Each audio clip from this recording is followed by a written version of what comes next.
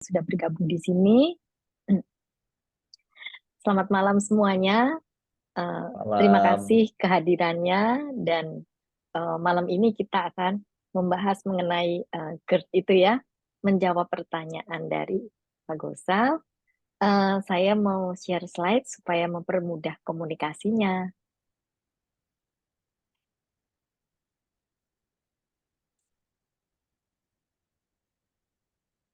Iya.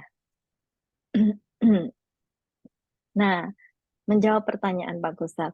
GERD itu apa sih? Kita mengenal kepanjangannya dulu ya. GERD adalah gastroesophageal reflux disease atau penyakit reflux gastroesophagus. Gastroesophagus itu adalah lambung dan kerongkongan. Jadi reflux Oke. itu kayak isinya kembali gitu. Kembali jadi meluap ke atas gitu ya. Ini penyakitnya. Ini adalah penyakit kronis yang terjadi ketika asam lambung naik atau berbalik ke esofagus atau ke kerongkongan akibat melemahnya sphincter atau katup. Nah, hal tersebut bisa menyebabkan iritasi pada esofagus. Jadi kayak luka gitu ya di esofagusnya. Rongkongan, Dok ya. Iya, benar. Nah, kerongkongan itu adalah tempat lewat makan ya. Nah, gambarnya seperti ini. Jadi lambung di sini, esofagus adalah di sini. Nah, yang terjadi adalah di sini. Eh, ini ya, katupnya bermasalah sehingga asam lambungnya ke atas, berbalik. Nah, asam lambung bisa dibayangkan ya Pak, kalau kita makan daging itu bisa hancur. Padahal di lambung kan ada kegiatan lambung itu kan pencernaannya menggiling ya. Nah, digiling saja kok bisa hancur karena ada asam asam lambung itu. Nah, bisa dibayangkan asam lambung kalau kalau eh, meluap ke atas. Nah, ini bisa menyebabkan luka. Ya, itu eh, apa yang terjadi sebenarnya. Nah, keluhan dan gejalanya.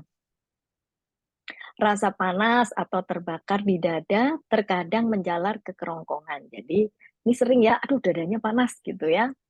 Ini seringkali orang juga jadi, ini aduh dadanya panas nih, saya serangan jantung atau bukan gitu. Nanti udah panik dibawa ke IGD, ternyata adalah GERD gitu. Bisa terjadi seperti itu, Pak. Nah, rasa terbakar memberat setelah makan atau berbaring. Jadi, habis makan terus baringan. Ini juga menyebabkan rasa rasa panas atau kerongkongannya jadi sakit atau tenggorokannya. Rasa asam atau pahit di mulut, nyeri dada. Nah, ini yang tadi saya bilang seringkali jadi disalah pahamkan dengan serangan jantung, mual atau muntah, sulit menelan, jadi rasanya mau menelan tapi nggak tertelan, nah itu karena ada luka di situ, nyeri tenggorokan, batuk kering, dan suara serak. Nih ya, batuk-batuk kering kok nggak sembuh-sembuh, bisa saja karena GERD. Terus bau mulut dan kesulitan bernapas. Jadi kayak ngap gitu dadanya ya. Ada rasa adanya benjolan di tenggorokan. Ini adalah keluhan-keluhan yang terjadi. Itu Pak. Ya. Nah, Dok, oh selain ya, keluhan, yang apa sindrom yang lainnya mungkin uh, misalnya ya. kalau sakit mah sama nggak, Dok, gitu?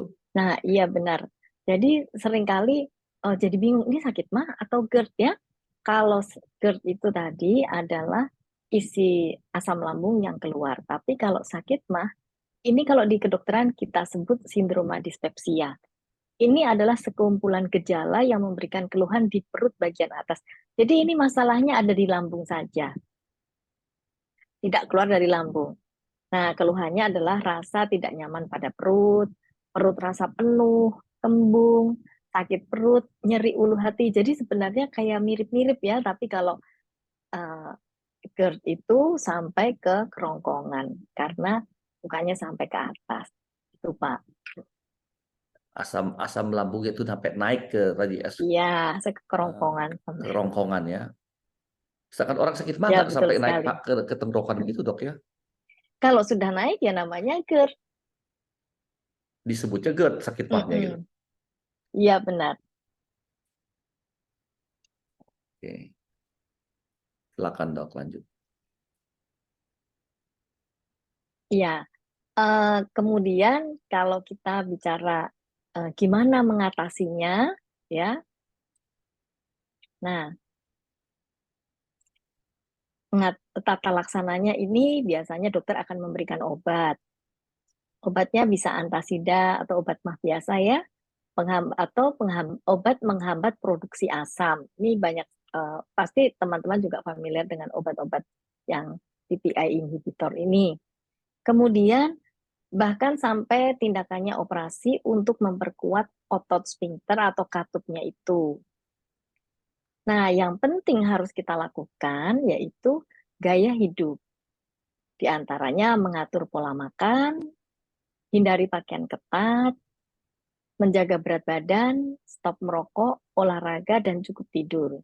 Jadi kalau hindari pakaian ketat, ini baju yang ketat seringkali menekan lambung. Jadi apalagi kalau sehabis makan kenyang, lambungnya pengennya kan melar gitu ya, terus bajunya ketat sehingga terdorong ke atas isi lambungnya. Menjaga berat badan ini juga banyak terjadi pada orang-orang obesitas, itu prevalensi GERD-nya tinggi. Stop merokok. Jadi bukan mengurangi merokok ya, tapi stop merokok. Olahraga ini apalagi yang aktivitas fisiknya sehari-hari duduk saja ya karena pekerjaan gitu ya. Nah, kemudian cukup tidur. Mengenai tidur, ini ada yang menarik, Pak. Posisi tidur itu mempengaruhi sekali kekambuhan dari GERD. Jadi kalau tidurnya rata, itu lebih uh, risiko untuk GERD-nya lebih tinggi dibandingkan kalau kepalanya disangga atau tidur dengan kepala lebih tinggi. Miring, posisi miring ke kanan ini dibandingkan miring ke kiri itu uh, lebih mengurangi GERD pada miring ke kiri. Ini gambarnya seperti ini. Jadi kalau miring ke kanan, asam lambungnya itu gampang sekali reflux. Sedangkan kalau miring ke kiri, uh, as, uh, asam lambung ada di bagian bawah dari lambung, jadi tidak uh, tidak lebih tidak berisiko reflux. Jadi Oh, ingat-ingat ya, tidurnya miring ke kiri buat teman-teman oh. yang terpaksa sudah terkena GERD. Ini informasi yang sangat menarik nih satu ini dok ini. Rupanya posisi tidur sangat mempengaruhi kenyamanan kita kalau Ya, kita sudah menderita benar. GERD ya. Mm-mm. Kecuali kita belum menderita ya. Oke-oke aja gitu ya. Ya Tapi kalau kalau oke, sudah kalau menderita nggak GERD, menderita, waduh, benar. ini menjadi penting banget nih. Penting sekali ya. Kepala harus tinggi atau bagaimana itu ya. Mm. Oke, Ya, ini dok saya mau lanjut dok. Boleh saya saya? jelaskan sedikit lagi Oh, yang silakan. mengenai ini ya, Pak. Karena begini, kalau sudah makan terus langsung tidur, ini lebih berisiko lagi reflux. Karena masih penuh ya lambungnya. Kalau sudah lewat lewat 2 jam, kita berharap bahwa isi lambungnya itu sudah sedikit. Karena lambung itu nggak pernah kosong ya, buat teman-teman perlu tahu. Jadi lambung itu kosong, nol itu nggak ada. Karena cairan lambung selalu keluar sedikit-sedikit. Nah, kalau kita tidurnya posisinya misalnya miring ke kanan atau tidurnya rata, nanti setelah sekian jam tidur, kalau GERD-nya masih ada, itu kita akan terbangun karena mungkin berasa dadanya nggak enak atau batuk-batuk karena asamnya melukai uh, tenggorokan. Jadi waktu tidur loh bangun batuk-batuk. Ternyata salah satunya bisa disebabkan oleh ini. Gitu, Pak. Bukan karena batuk. Orang bilang, ah saya kena flu batuk nih. Ternyata asam lambung partikelnya naik Bisa. membuat kita gatal Hmm. batuk malam-malam Iya, itu. bisa. Ada yang bilang saya kedinginan, batuk-batuk. Ada yang Tapi itu juga bisa, Pak, kedinginan. Karena waktu kita tidur, metabolisme kita tuh menurun. Nah, kalau kita setel AC, apalagi sekarang ya, udaranya sedang agak dingin gitu. Setelah sekian waktu, nah mulailah ruangan menjadi makin dingin, ya kita mungkin kedinginan batuknya, bisa juga itu. Baik, Dok. Saya mau lanjut pertanyaan, Dok. Tadi disebutkan mengenai pola makan. Sebenarnya pola makan seperti apa baiknya, Dok? Yang membuat GERD kita sembuh, Dok. Bisa sembuh nggak dengan pola makan yang baik itu? Sebenarnya pola makan ini mencegah GERD. Kalau sudah GERD itu supaya apa tidak kambuh. Tapi kalau penyebabnya GERD itu adalah sudah bermasalah di klepnya, bahkan sudah dianjurkan untuk operasi. Nah, ini uh, pola makan akan memperingan uh, keluhan atau apa ya mengurangi reflux yang terjadi. Jadi anjurannya adalah gizi seimbang. Karena gizi seimbang ini meliputi jadwal, porsi gitu ya. Kemudian makan teratur, porsi makan secukupnya. Jadi makan yang terlalu banyak itu menyebabkan isi lambung terlalu penuh. Pada waktu makanan di lambung itu digiling oleh lambung, dan lambung akan mengeluarkan cairan lambung, gastric juice namanya. Itu akan isi lambungnya tuh akan bertambah banyak. Jadi kalau kita makan itu bukan semakin sedikit, pada setengah jam sampai satu jam, mungkin 1,5 jam tergantung makanannya, itu lambung itu malah lebih melar dan isinya malah lebih banyak. Nah, ini akan sangat memicu terjadinya GERD.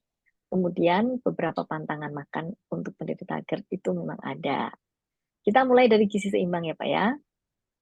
Jadi jadwal makan sehat itu sehari 3 kali makan, 2 sampai 3 kali selingan. Jadi selalu dokter, kalau ke dokter ya teman-teman kan sering dianjurkan. Nah, atau di sini kalau banyak teman-teman sejawat dokter nganjurkannya kan makanya teratur 3 jam sekali, jangan banyak-banyak gitu ya. Nah, sebenarnya itu maksudnya anjuran itu adalah yang benar.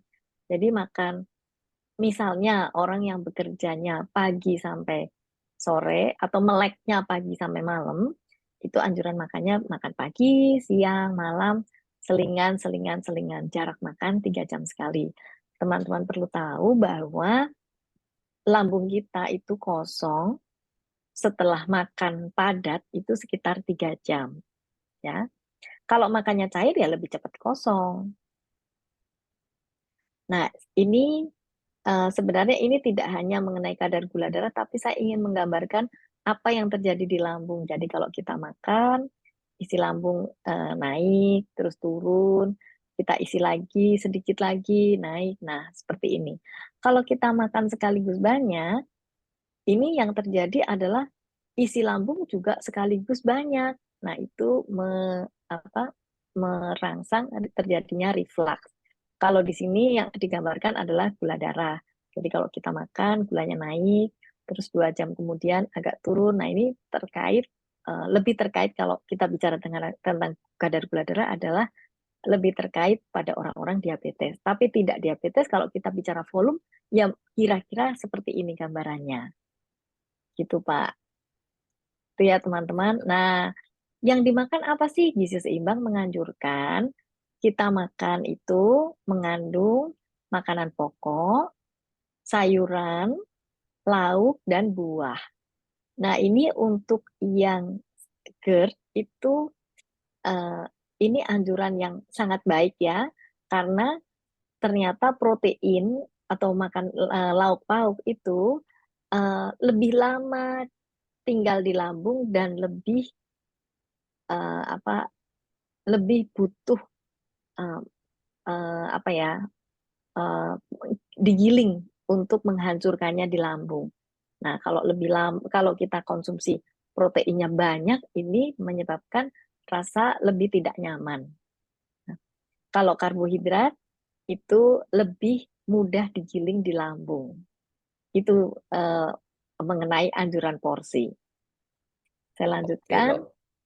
Ya, kalau kita nggak makan sayur, biasanya kita karbonya jadi banyak dan proteinnya juga jadi banyak gitu ya. Dan, jadi untuk menggilingnya juga lebih berusaha lagi saluran cerna. Nah, pola makan sehat itu kita harus apa? Ini yang sering ditanyakan, boleh nggak kalau nggak suka sayur, makannya buah.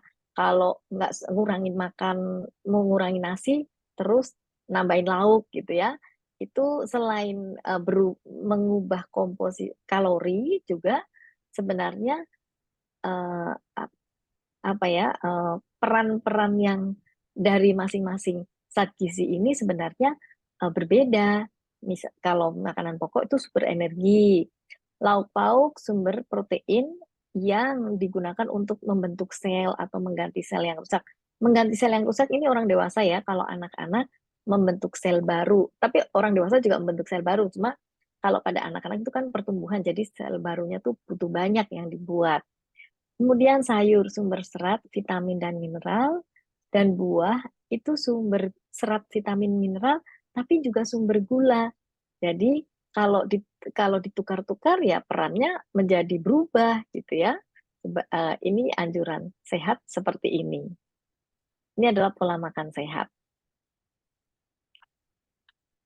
Baik dok, saya mau Nah, lanjut ke ini dok, apa ini sesuai dengan tema webinar kita ya dok ya. ya sudah saya siapkan, Pak. Temanya pantangan makan dok kita ini. Apa sih yang kita ada yang dipantangin dok? Ya, kayaknya kok saya yang hilang dari Zoom atau Pak Gosal yang hilang barusan. Saya ada dok. Tadi saya sebutkan mengenai pantangan makan penderita GERD. Ya, Apa dok? ya.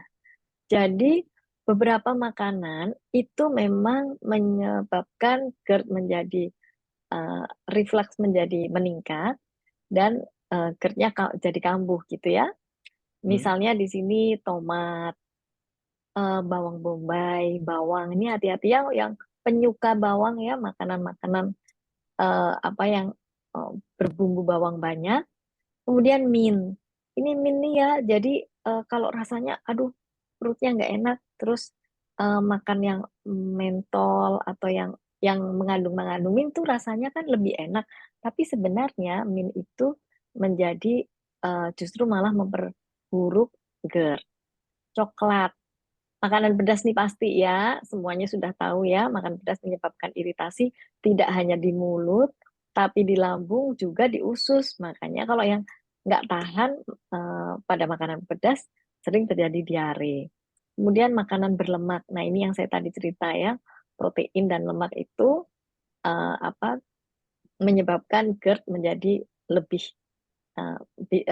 reflux menjadi lebih meningkat. Kemudian makanan yang asam, lambung kita sudah asam, eh, terus diisi asam, terus asamnya tambah banyak gitu ya, terus reflux. Nah, keluhannya terjadi juga buat buah nanas. Alkohol nih buat teman-teman yang apa kadang-kadang konsumsi alkohol, usahakan waktu minum alkohol itu sesudah makan ya, karena alkohol itu juga bersifat mengiritasi lambung. Soda, kopi, nah ini kopi eh, jangan sarapan hanya kopi saja karena waktu lambung kosong diisi kopi, kopinya melukai lambung. Ini yang sering terjadi ya. Sakit mah nggak sembuh-sembuh, GERD nggak sembuh-sembuh karena ternyata konsumsi kopinya tuh bergelas-gelas satu hari. Padahal anjuran sehat konsumsi kopi hanya 2 gelas. Teh juga sebagian orang merasa tidak nyaman. Ini Pak, pantangan makan untuk orang yang menderita GERD. Saya saya dok penggemar gado-gado dok. Kenapa setiap kali saya makan gado-gado, akan saya tuh perut saya kembung, saya suka di mulut enak, tapi kok lama kayaknya di tahan perut saya jadi agak kembung dan kayaknya makanannya nggak turun-turun udah 3 jam gitu. Ya mungkin bumbu kacangnya terlalu banyak. Dan Oke, sayur mentah itu lebih sulit dicerna dibandingkan sayur matang. oh baik. Jadi Ya, mungkin jadi bumbu kalau kacangnya yang dok ya. bisa terlalu banyak.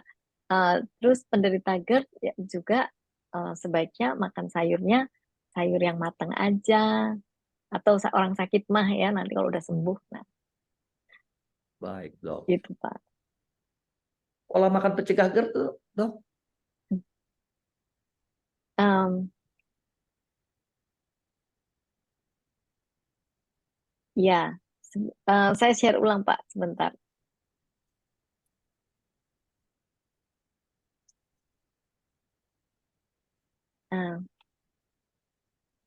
Nah, beberapa asupan yang sebaiknya dihindari sebelum tidur nih ada ya, Pak ya. Hmm, Minuman bersoda atau yang mengandung kafein. Sebenarnya sebelum tidur dan tidak tidur tadi juga udah dijelaskan ya kalau konsumsinya kopi atau kafein yang terlalu banyak ini juga menyebabkan luka. Tapi sebelum tidur kalau konsumsinya seperti ini ya ini menyebabkan jadi seger terus ya. Terus protein hewani, daging. Ini tadi saya sudah sempat ceritakan ya, waktu lama dicerna. Makanya ada yang ada yang beberapa orang menyampaikan kalau makan protein lebih kenyangnya lebih lama, bukan lebih cepat kenyang ya, tapi kenyangnya lebih lama. Iya, karena butuh apa namanya butuh eh, usaha menggiling lebih lebih besar dari lambung. Terus minuman beralkohol akan membuat otak mengalami tekanan dan membuat sistem kerja saraf terhambat. Ini ya, ya, makanan sebelum tidur. Makanan pedas menyebabkan asam lambung semakin meningkat. Nah, ini yang bikin GERD yang ini. Itu Pak. Jadi memang beberapa makanan sebaiknya ya jangan pas mau tidur baru dikonsumsi, tapi ada jarak sampai sebelum tidur. Ya, semoga yang saya sampaikan ini bisa menjelaskan tadi pertanyaan dari Pak Gopal. iya. Mudah-mudahan apa yang saya tanya-tanya semua tadi, dok, didengar oleh pemirsa dan keterangannya oleh dokter tadi. Teman-teman ingat ya, bahwa apa yang kita bicarakan ini semua direkam. Jadi bagi yang ingin mendengar kembali, mungkin di rumah silahkan minta rekamannya nanti ke hotline kita. Atau nanti nonton YouTube-nya kembali. Ya. Jadi saya kira-kira mengambil kesimpulan, ada saya catat nih, dok. Kira-kira GERD itu adalah asam lambung naik ke kerongkongan. Simpelnya gitu aja. Ya, Ya. benar. Kedua, keluhan GERD banyak termasuk keluhan menyerupai penyakit lain mirip-mirip. Kadang-kadang batuk pun gejala batuk awal seperti GERD. Kita nggak tahu itu namanya GERD atau batuk, bisa salah. Ya, Ya, terapi GERD itu dan pencegahannya harus kita menyembuhkan GERD itu dengan modifikasi gaya hidup. Ya, terutama adalah pola makan. Pola makan itu harus yang sehat dan benar, gizi seimbang, makan teratur, volume secukupnya sesuai dengan meal plan.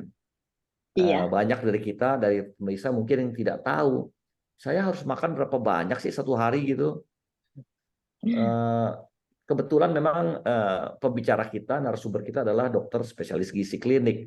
Jadi tentunya dengan cara pengobatannya adalah dengan pola makan gizi seimbang. Kalau dokter mungkin kalau ada yang memberikan makan obat atau apa yang lain-lain untuk membantu ya, bisa juga. Tapi dokter Lucy menyarankan adalah gizi seimbang, makan teratur, porsi secukupnya sesuai meal plan. Kalau tidak salah saya tadi dengar ya. iya Pak. Menghindari makanan-makanan yang memperberat keluhan tadi ya, sebelum tidur minum Coca-Cola, makan daging dan lain-lain yang tadi disampaikan. Jadi kesimpulannya, kalau teman-teman sudah merasakan hal-hal keluhan seperti itu, adalah konsultasilah kepada dokter. Kemudian nanti atur bagaimana pola makannya. Begitu kira-kira, dok ya. Ada lagi Iya, iya disampaikan, Pak. dok? Itu sudah semuanya tadi ya yang saya Nah, sampaikan semuanya ya. ya. Iya, Terima terima kasih. kasih. Kalau begitu kita akan masuk ke Q&A ya. Teman-teman ingat jangan kemana-mana. Saya kasih kasih spesial request untuk yang pertama kepada Dokter Herawati Sudiono. Itu tangannya sudah ngangkat dari tadi saya lihat itu. Selamat malam Dokter Herawati. Malam, Dokter Hera. Halo, selamat malam. Selamat malam Dok, dok, apa kabar? Dokter Lucy. Iya, GERD Iya, itu kadang-kadang pasien tuh suka merasa sering berdahak gitu ya, Ya, sendawa ya. Mereka tuh suka bingung ini sakit mah apa GERD gitu loh. Soalnya GERD itu untuk orang awam lebih jarang ngerti ya. Mereka taunya sakit mah aja gitu. iya benar-benar dok. Eh, eh, Pak Gusal, saya langsung ini Langsung ngobrol aja sama jawab dok. Dokter Herawati Silakan, ya. silakan, silakan. Iya dok, biasanya pasien emang pasien nggak bisa membedakan antara GERD dan apa sakit mah. Kas- Tapi Ya, iya benar. Tapi sekarang GERD itu sudah populer banget ya. Mungkin karena banyak dokter yang sudah menjelaskan gitu ya dok ya. Jadi mm-mm. udah banyak yang tahu. Jadi kalau GERD itu ya asamnya naik, kalau sakit mah ya ada di lambung saja. Ya tadi kalau obat-obatan memang benar ya dok ya, ada yang mengganggu. Iya. Gitu dok. Terus dokter Lucy saya mau tanya juga, kalau GERD itu ada efeknya nggak terhadap BAB?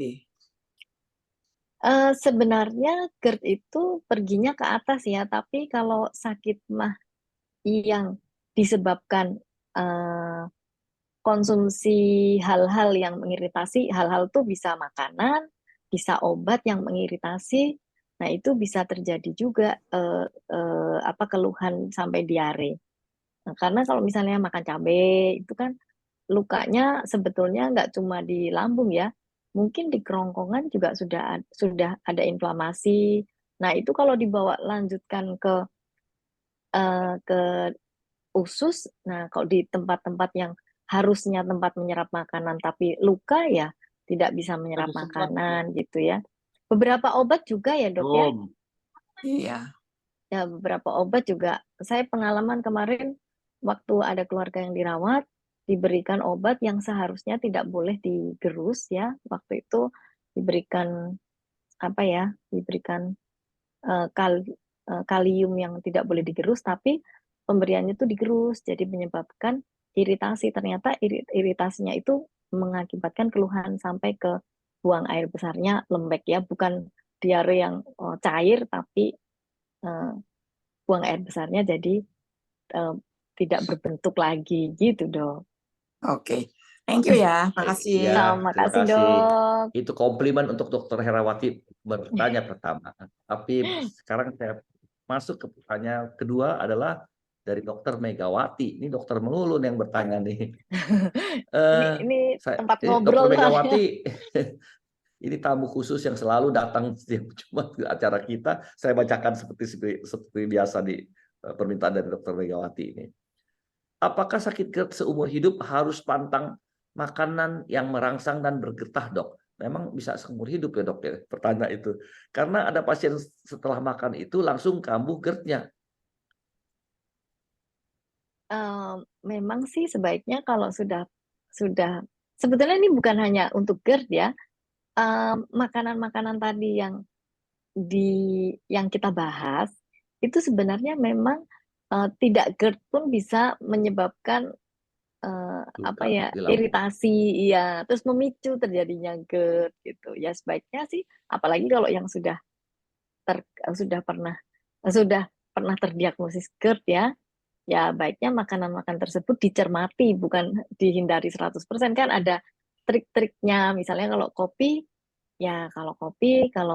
khawatir iritasi sesudah makan kenyang, misalnya seperti itu. Dok, Makan saya mau cabai lanjut jangan dokter. banyak-banyak. Saya mau lanjut pertanyaan dokter Megawati nih. Kan dokter Megawati bilang GERD seumur hidup. Emangnya GERD bisa seumur hidup, dok? Tentang apa sih Ya, yang dari dulu dan? ya kalau tidak diobati ya bisa seumur hidup. Iya, berarti bisa Kalau sembuh ya. kalau apa namanya masalahnya bisa membaik ya, klepnya bisa membaik ya bisa sembuh. Tapi kalau klepnya selalu Rusak terus. teriritasi ya atau kerusakannya memang sampai harus operasi ya, memang harus dengan tindakan ya. Baik, dok. Terima kasih. Saya ke pertanyaan nomor 2, Ibu Aulia Dewi Pratiwi. Ibu Aulia ada? Halo? Saya bacakan. Izin bertanya dok, jika sterosol sedang tinggi menyebabkan GERD kambuh, apa bisa jadwal pola makan membantu meringankan gejala GERD? Sangat bisa Iya, dok ya. bisa sekali dan harus malahan Nah, jawabannya simple. harus makan yang dengan pola makan yang baik. Jelas dok ya. Oke, saya ke pertanyaan nomor 3. Kemudian Pertiwi. Kemudian, halo malam. Saya bacakan, dok izin bertanya, bagaimana cara mengatasi GERD pada anak? Sebenarnya mau tahu saya anak berapa, umur berapa ini anak? Sama sebetulnya, prinsipnya sama. Tapi kalau pada anak, ini lebih sulitnya karena kalau anak habis makan kan suka lompat-lompat, lari-lari. Nah ini mungkin perlu, ya itu yang susah. Kalau habis makan terus pengen tidur gitu ya. Jadi memang pada anak-anak memang sudah banyak yang ditemukan menderita GERD, Pak. Ya. Sudah terjawab ya, kira-kira ya. Saya ke pertanyaan nomor 4, Ibu Novi Kartawan. Ini Ibu Novi langganan kita ini. Ya, teman kita nih. Teman kita nih. Mana Ibu Novi nih? Ayo Ibu Novi, tampil. Selamat malam dokter, selamat malam Pak Gasa, sehat-sehat selalu ya. Amin. Halo, Ya. selamat malam. Gimana, Bu Novi mau nanya apa nih? Pak Gasa aja yang baca deh. Oke. Apakah ada hubungannya, dok, obat yang saya minum sebagai penderita DM menyebabkan GERD? Bagaimana cara terbaik memantau GERD saya selanjutnya? Nah, itu penderita DM tuh. Justru penderita DM itu kalau gula darah tidak terkendali dengan baik, itu menyebabkan yang disebut gastroparesis. Jadi masalah di lambung. Lambung ya. Ya, jadi malah menyebabkan ini. Tapi untuk obat-obatan, karena obat diabetes itu banyak sekali ya, mungkin ini lebih baik dikonsultasikan dengan dokter yang memberikan obat. Tetapi kalau diabetes tidak terkendali, kadar gula darahnya, yaitu menyebabkan masalah di lambung, gastroparesis. Jadi kayak namanya gastroparesis itu semacam kelumpuhan di lambung gitu ya. Jadi ini juga akan memudahkan terjadinya GERD. Jadi setahu saya Bu Novi gula darahnya udah bagus tuh, mungkin udah nggak kambuh ya, atau telat makan mungkin. Sudah terkontrol ya Bu Novi ya? Dok, kalau lagi nggak tertib ada bandel dikit itu kadang-kadang naik dikit. Semua orang itu Bu Novi kalau makannya nggak teratur atau terus tunggu lapar, habis lapar makannya banyak banget ya, isinya jadi kepenuhan lambungnya, jadi itu bukan GERD dong. gampang. Itu kekenyangan. Tapi ya terus asamnya terbawa juga sih Pak kalau makan kekenyangan. Baik, karena saya cukup jelas. Saya lanjut ke pertanyaan nomor 5 nih. Dari teman saya juga yang saya kenal jauh dari Bogor, Pak Monang Panjaitan. Pak Monang malam, boleh bacakan pertanyaannya dong, Pak Monang. Ya Pak. Silakan Pak Monang. Pertanyaan saya dok. Iya Pak. Pertanyaan saya itu obat apa? Obat antasida. Antasida. Ya. Obat antasida itu kan, saya kan penderita ini juga apa? Lambung mah ya. Iya. Jadi setiap ada perasaan kembung gitu, sebelum makan nasi saya makan satu butir. Tapi ada teman yang bilang kalau ini dikonsumsi berkali-kali itu bisa mengakibatkan gangguan di ginjal, dan juga itu juga bisa meningkatkan gula darah. Benar nggak itu dok? Itu benar Pak. Jadi bisa mengganggu ginjal, itu betul. Tapi harus konsumsinya terus-terusan gitu ya. Oleh sebab itu kalau ada sakit GERD ya memang harus ditata laksana dengan baik supaya kita tidak konsumsi antasidanya terus-terusan. Tapi sebenarnya berapa terus-terusannya itu juga mesti dicermati ya. Sehari 3 kali, dosisnya agak banyak, terus setiap hari, terus untuk berapa lama. Kalau sekali-sekali sesuai dengan petunjuk penggunaan, ya pastinya aman ya Pak ya. Karena obat kan dibuat untuk mengobati sesuatu keluhan gitu. Ya, Iya dok, ya dok. ya Terima Ya kasih. Pak. biasanya Ya, Pak Monang, saya juga penderita mah. Biasanya kan kita satu hari nggak setiap hari terus itu bung terus kan. Hanya kadang-kadang biasanya saya tuh pada siang hari saya stres kerjaan banyak, nah itu saya makan obat. Tapi malam ya enggak, Dok. Saya karena sudah tenang badan saya karena saya tuh merasakan badan saya sangat terefek oleh psikologi saya, asam lambung saya. ya pikiran dok. Kira-kira. Pikiran ya bagus. Ya, jadi Ya, kalau sekali-sekali sih ya nggak apa-apa. Memang obat digunakan untuk mengobati ya. Tapi kalau Ya, terus-terusan ini memang jangan. harus konsultasi dokter, harus disembuhkan. Kita nggak tahu apa sebabnya. Kalau seperti tadi, klep atau sphincter esofagusnya itu benar-benar sudah harus dioperasi, nah itu tidak ada ya. apa namanya alternatifnya adalah itu. Nggak ada Iya dok. pilihan lain, Baik. Dok. Iya, Mas, terpaksa milih itu. soalnya Ya, Pak. Oh, masalahnya, jadi saya ini rutin minum obat yang membuat lambung juga ini ya terganggu. Itu misalnya Nah, ini salah satu benar. Ini perlu dikonsultasikan dengan dokter untuk untuk alternatif obat pilihan yang lain. alternatif obat ya. Iya, betul.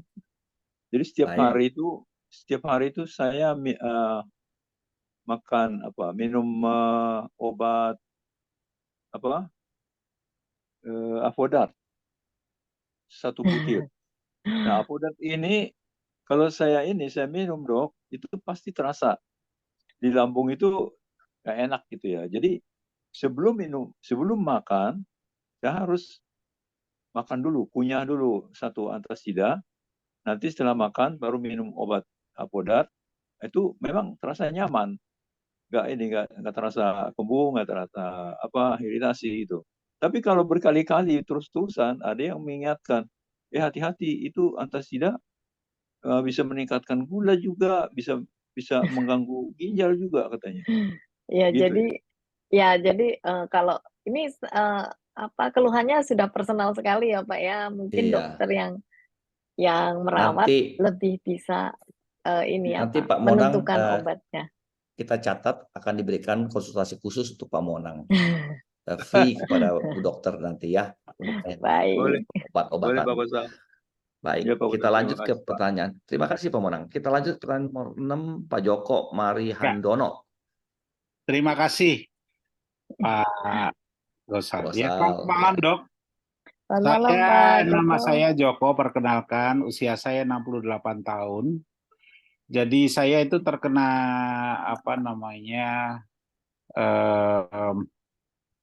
gula darah.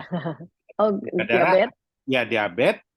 M. Terus kemudian karena saya dikasih obat cukup banyak, ada 17 obat setiap hari harus saya konsumsi, termasuk 1 kali suntik dalam untuk sebanyak 30 unit ya. Insulin maksudnya, Pak. Insulin ya.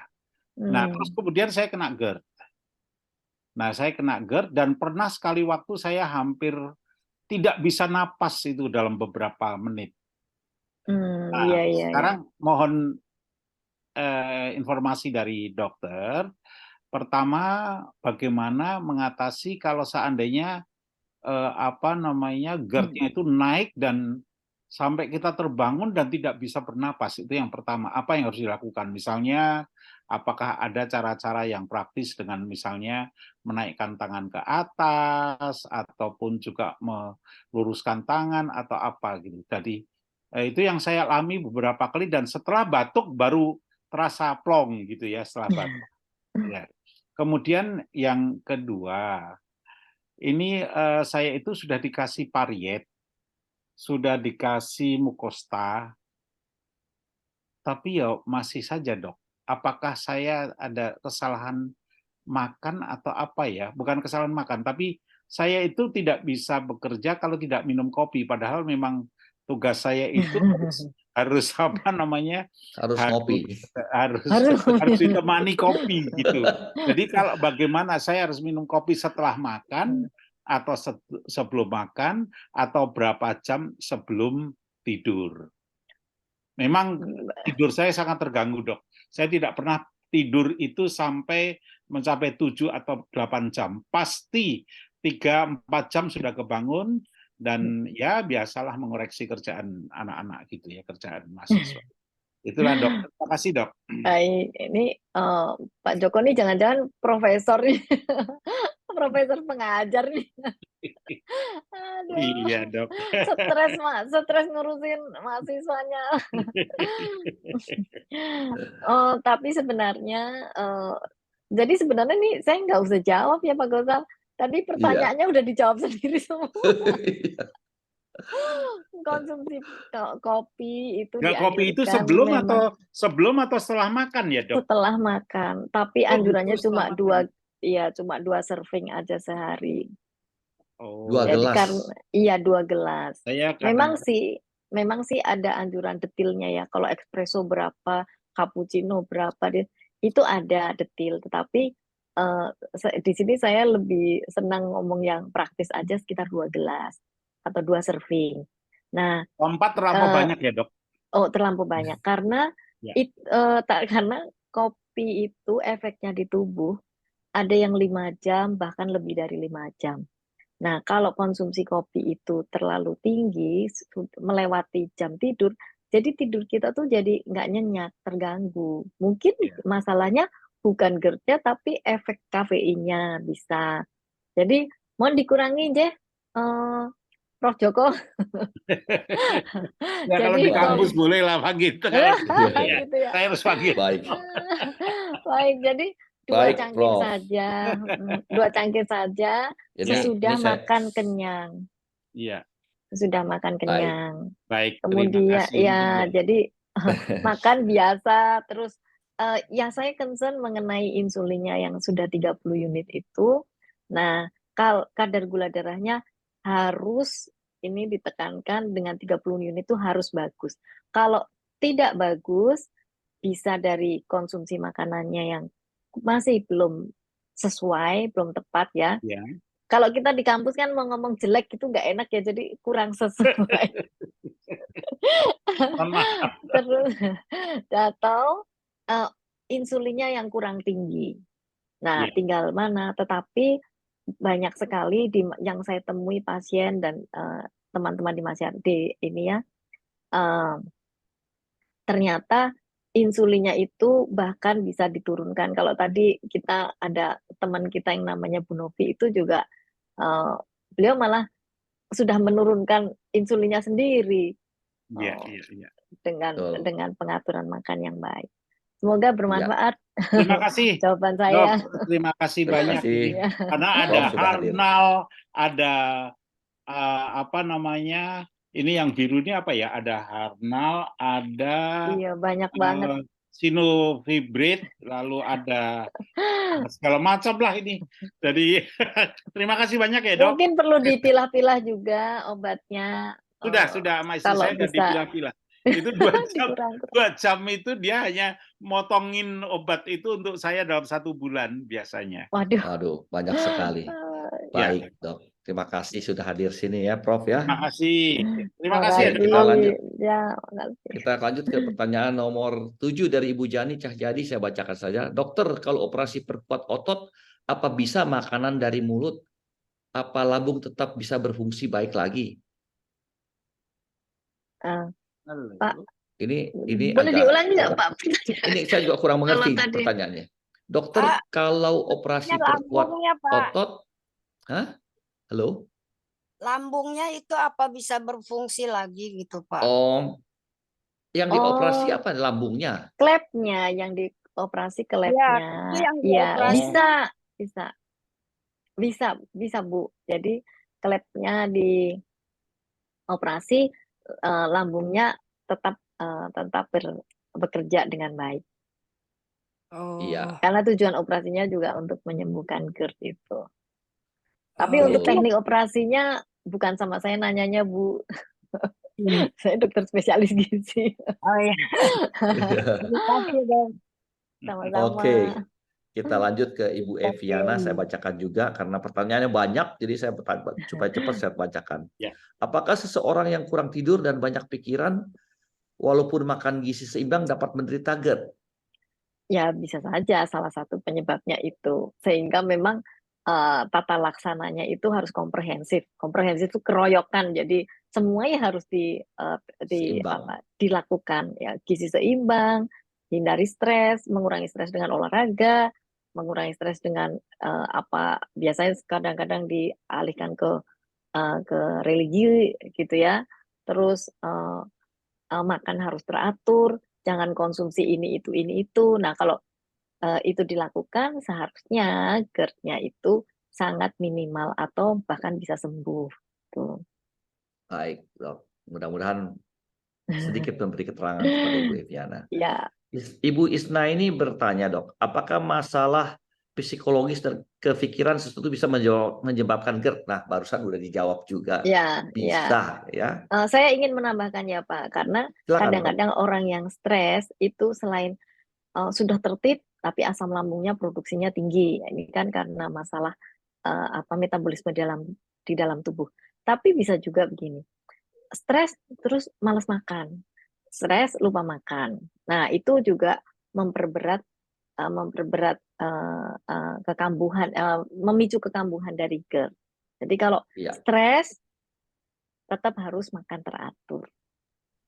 betul, Dok. Banyak, Dok, orang yang begini, Dok. Mereka bilang mereka sudah makan teratur. Mm-mm. Kok terkena GERD? Padahal mereka Mm-mm. kurang mendalami yang tadi, makan teratur. Kadang-kadang mereka Iya, nggak ngerti apa yang makanan nggak teratur. tahu. Itu yang terjadi, Iya, Dok. iya. Yang Jadi saya banyak mendapatkan teman-teman ya. ya, makan teraturnya sehari 2 kali, yaitu teratur menurut si pasien, tapi sebenarnya yang disebut makan teratur itu makan harus sehari 3 kali dengan selingan 2 sampai 3 kali. Dan kalau pada penderita GERD ini benar-benar harus dilakukan. Ya, detail Iya, dan disiplin, Dok, ya. Karena saya iya punya teman benar. bilang begini, Dok. Saya makan teratur kok. Saya teratur. Pagi saya nggak pernah makan. Saya makan siang jam 12. Itu Teratur. Udah biasa katanya. Saya udah biasa itu begitu terjadwal. katanya. Ya, contoh aja, Dok. Oke, saya lanjut ke pertanyaan nomor 10 dari Ibu Emelda. Makanan yang difermentasi itu termasuk pantangan nggak, Dok?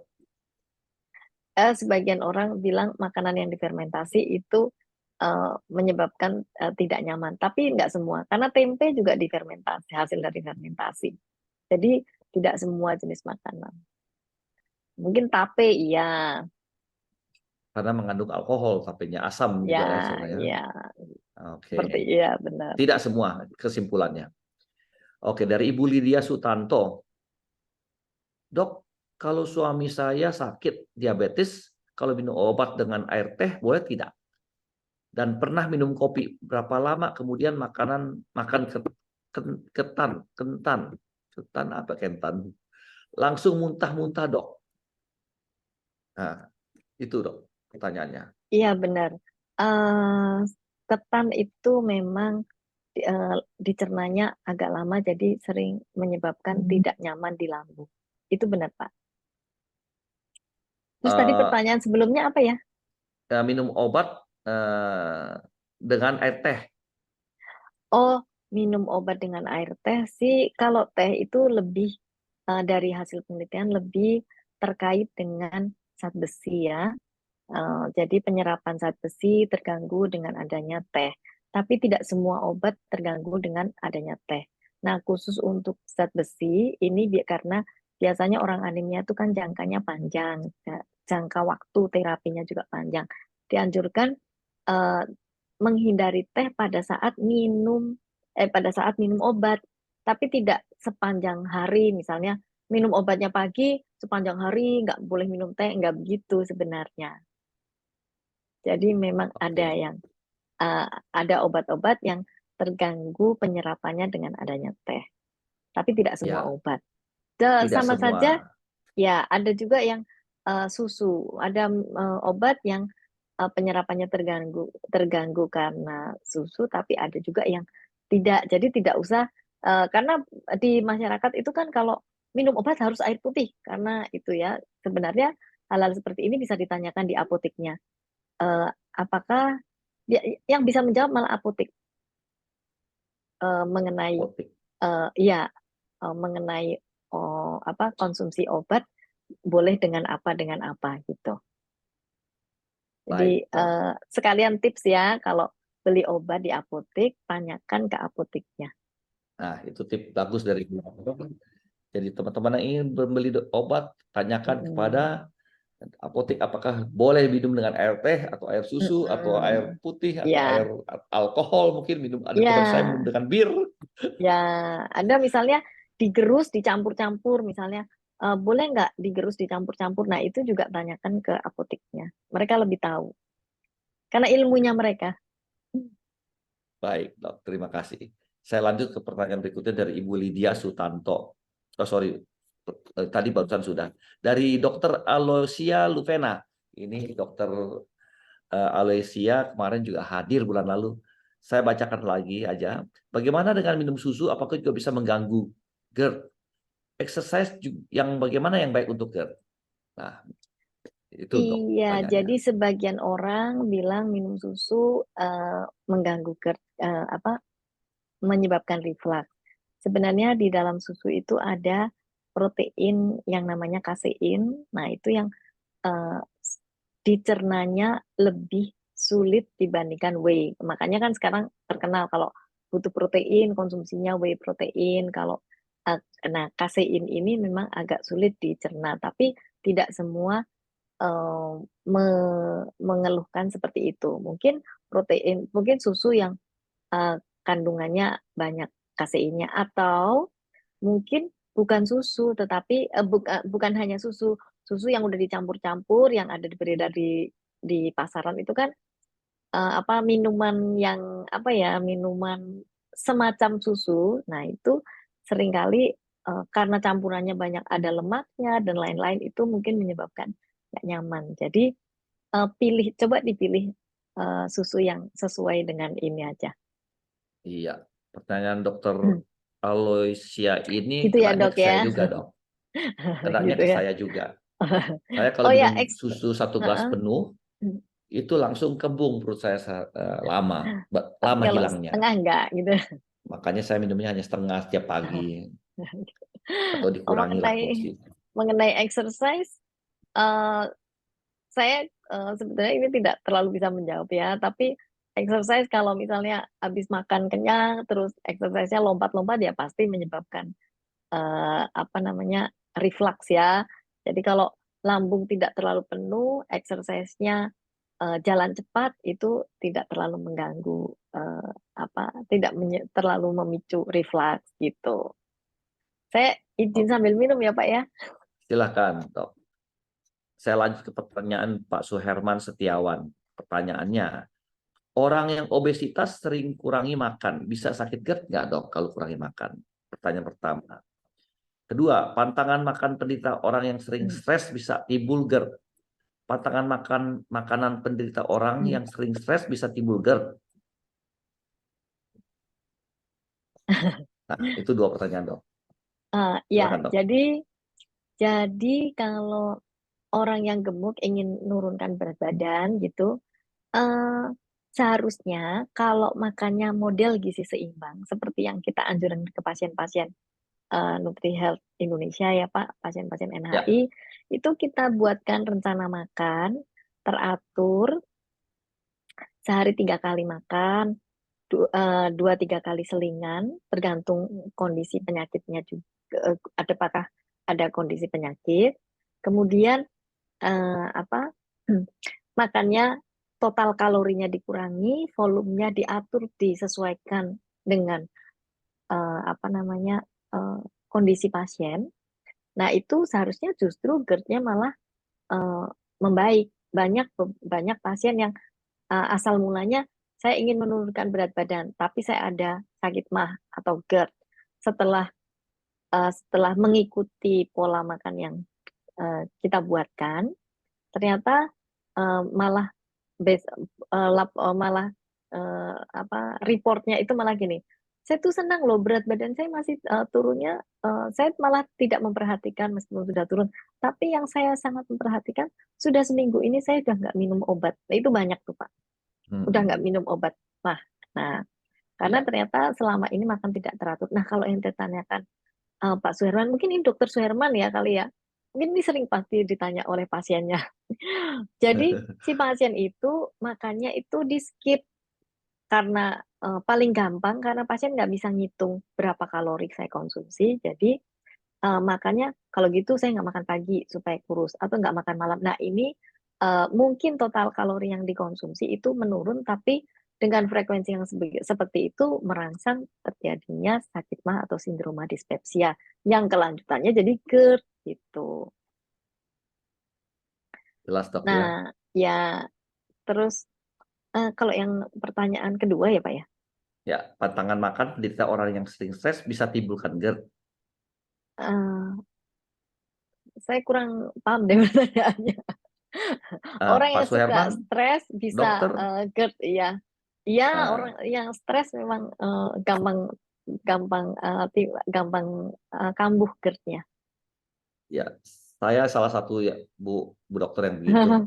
Kalau udah ada rasa khawatir, nah itu mulai perutnya mulai asam Bergejolak gitu ya. lambungnya tinggi Tapi saya ya. rasa bukan hanya Pak Gusman, mungkin kalau di sini kita ayo angkat tangan yang kalau stres asamnya lambungnya tinggi, waduh bisa banyak sekali yang jawab. Baik, saya lanjut ke pertanyaan yang berikutnya dari Ibu Widianti Rahayu. Saya bacakan, jika penderita GERD ingin berpuasa, bagaimana tata laksananya? Cukup, dok. Kayaknya ini pasien kita deh Pak, mungkin ya, tapi di sini nggak bilang.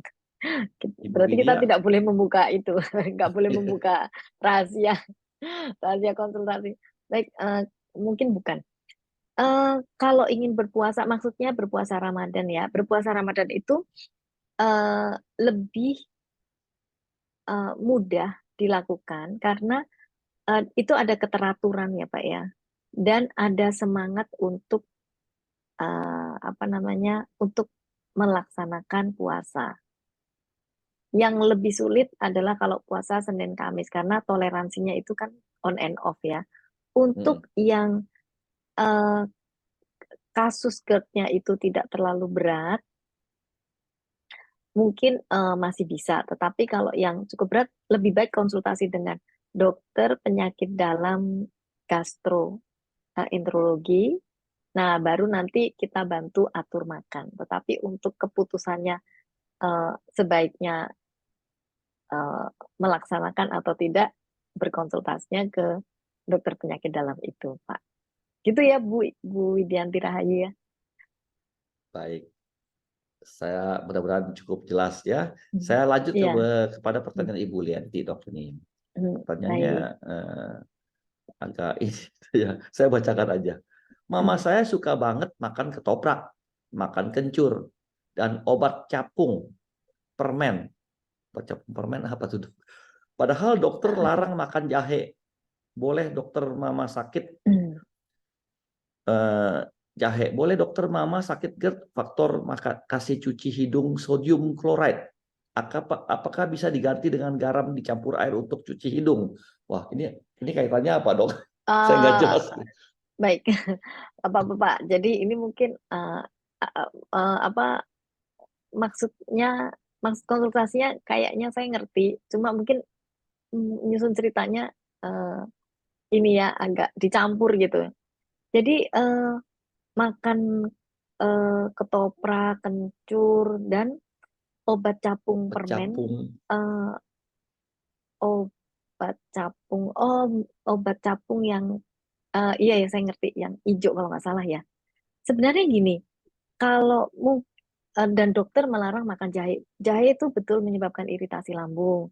Dan saya nggak tahu kalau kencur ya, tapi kalau obat capung ini adalah mint, itu juga mengganggu. Tadi udah ada ya pantangannya mint ya. Nah, sebenarnya makanan-makanan rempah itu seringkali menyebabkan iritasi. Kita kadang-kadang nggak tahu kalau makan rempahnya tuh makanan berbumbu medok gitu ya orang Jakarta bilang ya. Apalagi campuran segala macam kita kan nggak tahu sebetulnya. Ada yang galak nggak terhadap lambung. Nah ini memang kalau lagi GERD hindari saja makanan bumbu-bumbu yang campuran macam-macam itu. Kemudian kalau cuci hidung dengan sodium chloride. Memang ada beberapa dokter menganjurkan untuk cuci hidung, apalagi terutama kalau yang apa namanya yang sering yang ada GERD-nya sering sampai ke tenggorokan ya. Itu dianjurkan memang untuk menghilangkan asam yang bisa nyampe ke atas. Nah, sebaiknya sih menggunakan sodium chloride karena sodium chloride itu kalau beli dari apotek itu sudah steril. Nah, kalau kita bikin sendiri, kalau nggak steril nanti mungkin apa namanya anjuran dokternya itu terlaksana, tapi malah yang tidak steril menyebabkan infeksi itu yang dikhawatirkan, gitu ya. Jadi ya sebaiknya sih Boleh-boleh aja jadi menggunakannya. saya. Sebaiknya enggak. Sebaiknya Oh, pakai sebaiknya nggak yang beli boleh di malah. apotek, iya. Oke, Supaya oke, beli Dok. di apotek supaya terjaga sterilitasnya karena itu mengenai bagian-bagian dari mukosa tubuh ya. Ya, Mukosa cukup itu sensitif, Dok lapisan-lapisan ya. dalam. Ya, takut malah infeksi nanti. Baik, Dok. Saya lanjut ke pertanyaan nomor berikutnya dari Ibu Jessica Valencia. Apakah konsumsi susu saat serangan GERD bisa membantu meringankan gejala? Kayaknya sebaliknya, Dok. Tadi sebaliknya ya, Sebaliknya, Dok, ini. tergantung komposisi susunya. Jadi kalau KCI-nya bisa mengganggu, tapi kalau susu itu KCI-nya sudah dikurangi atau lebih banyak whey-nya, mungkin membuat Iya, nyaman, iya. Karena perut kosong kan asamnya tinggi ya Pak ya. betul, Jadi betul. jadi memang Ya, harus diisi. Jadi memang harus diisi 3 jam sekali. iya. Baik, tapi kalau sudah dengan ada GERD-nya, susu itu mungkin dipertimbangkan dulu, Dok ya, karena sudah ada Eh, gitu GERD-nya. Dicoba aja masing-masing. Seperti teh ada orang yang saya kalau GERD-nya kambuh minum teh manis hangat enak tuh. Nah, Enak ada yang rasanya. ada yang enak dan sangat meredakan. Nah, ada yang saya kalau eh, teh benar-benar nggak tahan. Karena mungkin tergantung pilihan tehnya ya. Kan teh juga ada yang kasih yang mengandung Individual. ya ada yang pekat atau komposisi komponen-komponen di dalamnya. Itu betul Gitu, kata Pak. Prof ya, sangat individual kadang-kadang hal ini ya. Benar. Baik, Atau sangat baik, Dok. individual makanannya juga. Karena Ya, ya. yang kita bahas teh itu kan masing-masing berbeda-beda. Susu juga berbeda-beda. Iya. Baik, Dok. Kita lanjut ke pertanyaan berikutnya dari Ibu Beatrice Hakim. Apakah GERD bisa ditangani dari akupuntur dengan akupuntur? Wah, ini lain lagi pertanyaannya. Ini mungkin mesti dikonsultasikan dengan dokter akupuntur. Saya ikut aja bagaimana kata dokter akupuntur ya. Mungkin di Mungkin sana saja, Dok ya. sudah ada tata laksananya. Ya, Jadi yang jadi kesimpulannya mungkin ya saja, bisa bisa saja saja. mungkin. Jadi karena perkembangan ilmu itu sangat pesat ya Pak ya. Jadi yang Betul. di bidang kita mungkin sudah tidak tahu lagi bidang teman-teman sejawat yang lain itu sudah berkembang sepesat apa. Baik. Saya lanjut ke pertanyaan dari Ibu Yunita Susanti, Dok ya. Iya Pak. Apakah ada perubahan gaya hidup lain yang membantu mengatasi gejala GERD ini? Apakah ada perubahan gaya hidup? Ya tadi sudah dijelaskan dengan gizi seimbang ya, pola hidup, pola makan yang baik ya, Dok.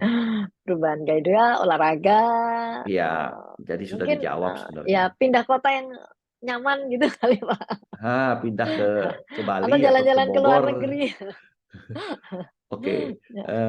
pertanyaan berikutnya, apa saja pilihan pengobatan yang tersedia untuk mengatasi asam lambung? Pengobatan pilihan untuk mengatasi asam lambung. Ya obat-obat tadi pilihannya adalah yang sederhana antasida, terus yang menekan produksi asam lambung. Ada golongan PPI inhibitor, ada golongan H2 blocker gitu ya.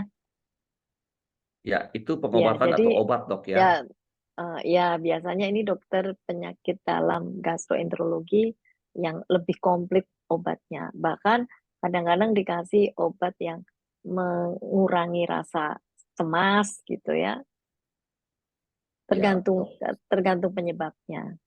Tapi Ibu Novia dari Ibu dokter itu menyarankan tadi obat yang termujarab adalah yang terbaik adalah pola makan yang benar, gizi seimbang.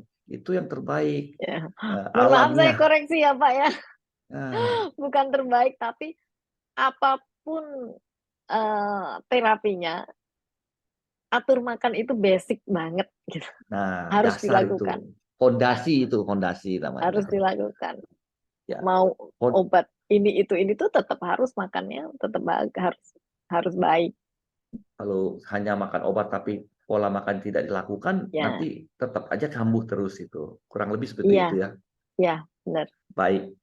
Eh, ini Ibu Novia Ngara bertanya, bagaimana pengaruh konsumsi makanan berlemak atau pedas terhadap perburukan kondisi GERD? Iya, sangat berpengaruh, sangat Sangat. berpengaruh. Jadi kalau sudah ada GERD sebaiknya makanan ini hindari dulu. Kalau membaik, kalau sudah sangat membaik, kalau merasa sudah sembuh, udah sembuh, coba-coba boleh, tetapi bertahap ya, karena pada kadar tertentu mungkin nggak tahan gitu. Baik, saya lanjut ke pertanyaan nomor 2 dari Ibu Novia. Mengapa makanan seperti coklat atau tomat menjadi faktor risiko yang perlu diwaspadai bagi penderita GERD? Tadi sudah Iya, dijelaskan awal, tapi tidak dijelaskan komposisi dalam. kenapa. Ya, Tapi tidak dijelaskan kenapa. komposisi di dalamnya, Pak. Jadi memang makanan-makanan tersebut seperti tomat, asamnya gitu ya. Terus ada beberapa zat di dalamnya, coklat juga. Coklat, teh, kopi itu di dalamnya sering mengandung. Kalau kopi jelas ada kafeinnya, coklat sebagian mengandung ini zat-zat yang mengiritasi Iya, lambung. Ya, sudah cukup jelas rasanya Ibu Novia ya. Saya ke pertanyaan terakhir dari Dokter Farida. Dokter Farida bertanya pertama, ada 2 pertanyaan. Ada artikel mengatakan bahwa buah delima tidak boleh dikonsumsi oleh penderita penyakit MAH atau dalam kurung GERD. Sedangkan buah delima terasa manis dibandingkan dengan buah beri terasa lebih asam. Apakah boleh meminum jus buah beri dikonsumsi bersama dengan teh? Dia yang terasa manis. Ini kayak ini puisi pantun ini. Dokter Farida. Ayo dok, iya. silakan jawab. Jadi sebenarnya konsumsi buah itu jadi buah dan sayur itu sebenarnya memang lebih lama dicerna di lambung. Jadi tadi bahkan dianjurkan sayur sebaiknya mateng. Tapi buah itu anjuran konsumsinya sebenarnya kan tidak banyak. Dan sebaiknya dipilih yang tidak asam. Semakin asam ya semakin akan menyebabkan luka di lambung, dan asamnya itu akan menambah jumlah asam lambung kita yang sudah menyebabkan reflux. Nah, ini akan memperburuk keadaan. Jadi buah juga dianjurkan yang tidak asam. Kalau masalah asam dan enggak kan kadang-kadang buat saya asam, buat orang lain enggak. Ya ini kalau memang konsumsi buah itu mengganggu ya berarti memang sebaiknya dihindari dulu. Dan Iya, konsumsi buah juga jangan banyak-banyak. seperti sambal Bu dokter ya, cabai. Ada yang bilang itu pedas, dia nggak makan, nggak Ya, pedes ini benar. sebenarnya, kurang pedes. Ya, dan bahkan ada yang sudah sampai lambungnya luka sampai bolong konsumsi cabai berlebihan. Nah, ini memang uh, oleh teman-teman spesialis penyakit dalam GERD sering diingatkan.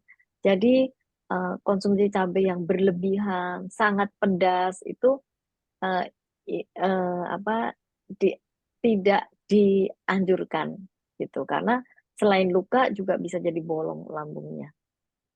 Bahaya sekali. Ya, Baik, saya benar. lanjut pertanyaan terakhir dari Dokter Farida yang kedua. apakah baik jika ada GERD perlu selalu konsumsi minum air hidrogen dengan pH tinggi sekitar +-9? Sebenarnya makanan sebenarnya tidak harus seperti itu. Tapi kalau minum air kan cuma mengencer. Kalau air tuh jadi gini, konsumsilah makanan yang normal saja. Kalau mau konsumsi air hidrogen, ya tidak apa-apa, tapi bukan sebagai terapi dalam hal ini gitu, Pak. Dan merupakan salah satu jenis makanan. Apakah misalnya makan nasi menyebabkan pH lambung jadi rendah, ya tidak dianjurkan. Obatnya tuh nasi itu bukan, tetapi pilihan makanannya adalah yang tidak asam, Ya, gitu kira-kira Pak. Dokter Farida jelas nggak apa yang disampaikan oleh Bu Dokter ini? Oke, kita sudah sampai pada pertanyaan terakhir, Dokter Farida. Terima kasih Dokter Lucy atas waktu yang disiapkan menjawab pertanyaan-pertanyaan dari teman-teman kita semua di sini, dari pemirsa. Terima kasih, Dok. Baik, terima kasih juga Pak Gosal sudah memimpin acara ini. Dan juga terima kasih pada teman-teman ya yang sudah setia eh, hadir di acara ngobrol-ngobrol kita, ngobrol-ngobrol santai dan semoga bermanfaat. Terima Ya, kasih Dokter Lucy. saya perhatikan Dok ya, semakin lama semakin banyak dokter-dokter yang hadir di acara kita ini. Dari awalnya hanya 2 orang, sekarang sekali hadir ada Pada 9-10 dokter semuanya, termasuk Padahal Profesor awalnya Joko ini. Terima kasih Dokter Luciana. Terima makasih. Kita belum Awalnya selesai. ini buat awam. Ya, kita belum Awam, selesai. ini kan awam. Oh gitu. Tapi mungkin Saya- gini Pak Gosal, Saya mau teman-teman sejawat mengumumkan, dokter. saya mau umumkan bahwa acara ini adalah acara rutin ya, setiap bulan 1 kali ya. Pada minggu terakhir hari Jumat selalu kita adakan acara ini. Nah, untuk bulan depan itu kebetulan jatuhnya pada tanggal 29 Desember. Mudah-mudahan walaupun pada berlibur masih bisa menyempatkan diri untuk ikut hadir di seminar kita ya. Kami dari Dr. Lucy and Friends tetap konsisten. Walaupun bulan Desember tanggal 29 hari Jumat kami tetap akan hadir. Mudah-mudahan teman-teman bisa hadir ya. Temanya adalah mitos dan fakta asam urat. Wih, Nah, bagus. keren nih, mitos dan fakta asam urat. Apa sih itu asam urat? Nanti kita dengar penjelasan dari Dr. Lucy bulan depan ya. Jamnya tetap hari Jumat 29 Desember. Tetap berhadiah bulan depan, hadiahnya tetap dari Hampers, dari Tedia, Fibershot, voucher diskon dari laboratorium, dan semua dapat juga voucher untuk berkonsultasi gratis kepada Dr. Luciana.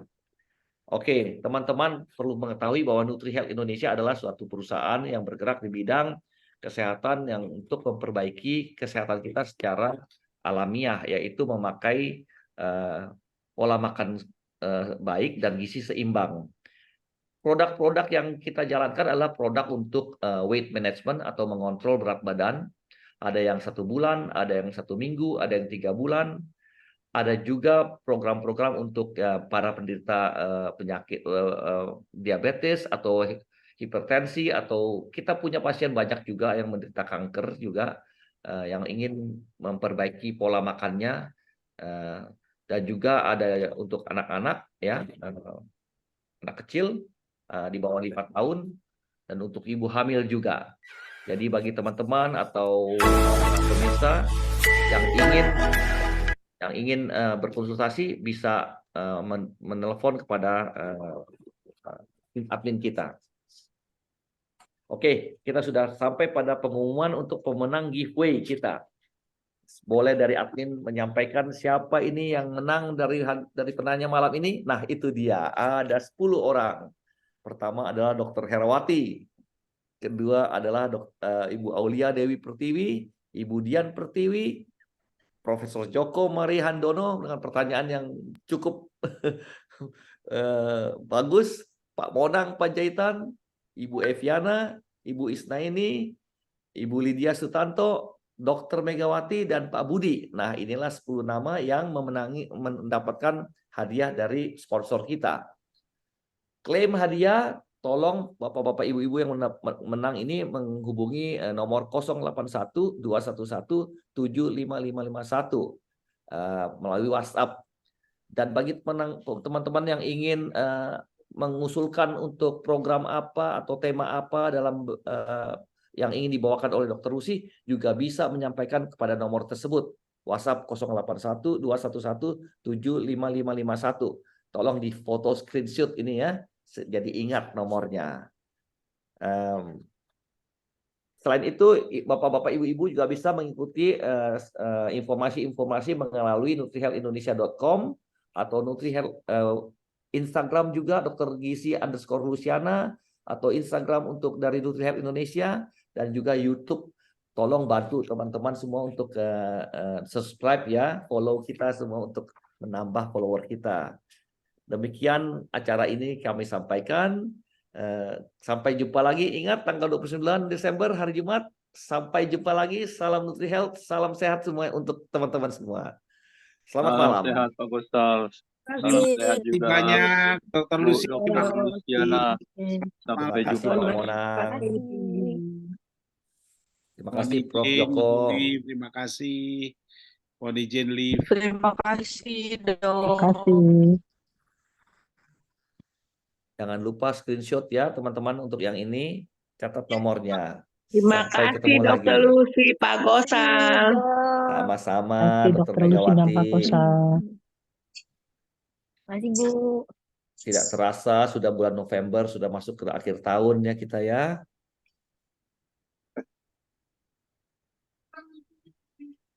Tetap mendapatkan perhatian positif dari pembaca.